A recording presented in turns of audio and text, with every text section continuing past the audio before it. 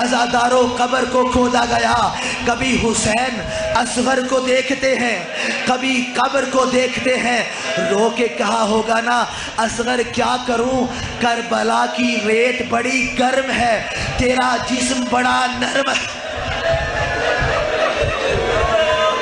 قبر بنا دی، جب سارے شہیدوں کو مار دیا گیا، حکم ہوا سروں کو جسموں سے جدا کر دیا جائے، سارے جسم نوکے نیزہ پر سوار ہو گئے۔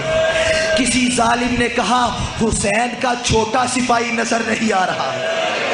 عزاداروں مجھے معاف کرنا، کسی نے کہا میں دیکھ رہا تھا حسین خیموں کے پیچھے اصغر کی قبر بنا رہے تھے۔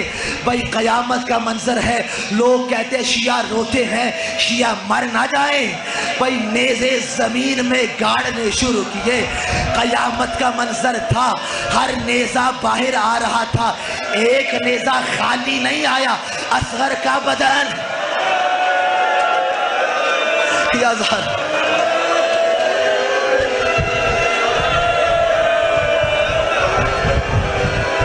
آخری جملہ، مجھے اجازت ہو میں آخری جملہ پڑھنا چاہتا ہوں۔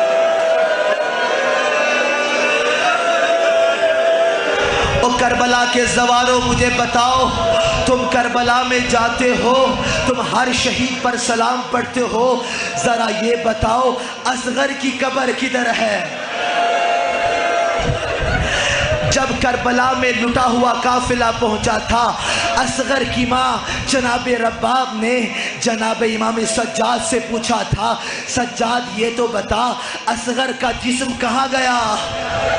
رو کر کہا جب گردن کو جدا کیا گیا، سینہ حسین پر اصغر کا لاشا تھا، گھوڑے بھاگ رہے تھے، حسین کے سینے کے ساتھ اصغر کا سینہ۔